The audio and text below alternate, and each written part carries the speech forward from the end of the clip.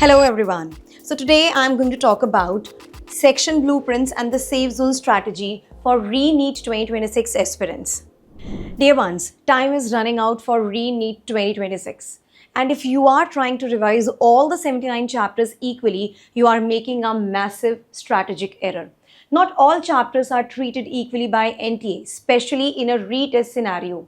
Today we are cracking open the section-wise blueprint based on 5 historical NEET papers to show you exactly where your marks are hiding. First, let's look at the big picture. When you sit in the exam hall, you need to know where the bulk of the questions are going to come from.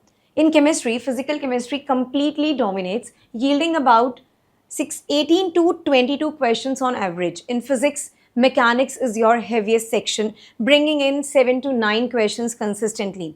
In biology, plant physiology is a massive chunk of botany, giving you 5 to 10 questions. So over here, I have given you a table that is actually going to talk about that for chemistry, the heaviest section is physical chemistry, giving you 18 to 22 questions. For physics, mechanics, giving you 7 to 9 questions. These are the expected questions that we are going to expect in Re-NEET 2026.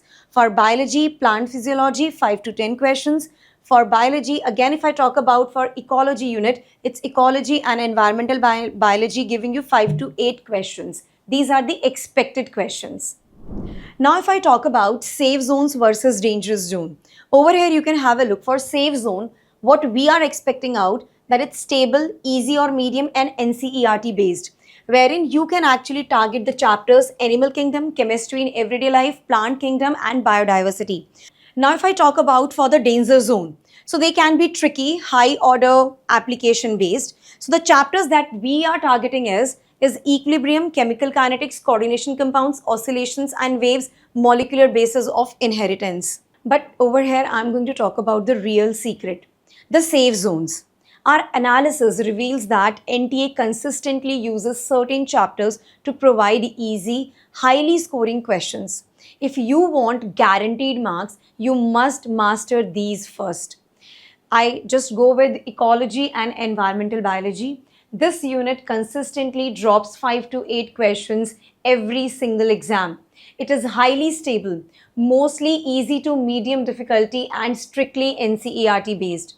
Moving ahead and talking about the specific easy chapters, look at chapters like Animal Kingdom, Chemistry in Everyday Life, Plant Kingdom, and Biodiversities. So these chapters are historically linked to the easiest scoring questions across all the papers. This is what I have noted down over here for you people.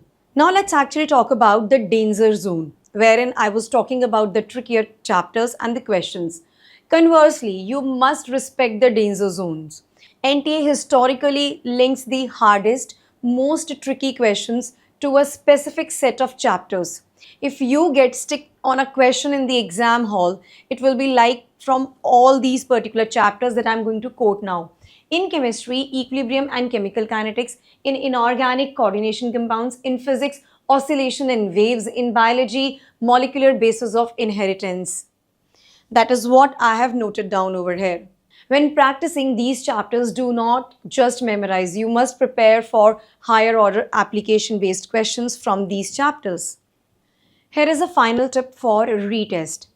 Controversial or highly ambiguous chapters usually see a reduction in questions because NTA wants to avoid further legal challenges. Focus your energy on the stable, straightforward NCERT topics first. Restructure your revision plan today. Hit the like button if you find this particular data helpful for you people and subscribe for more Re-NEET secrets.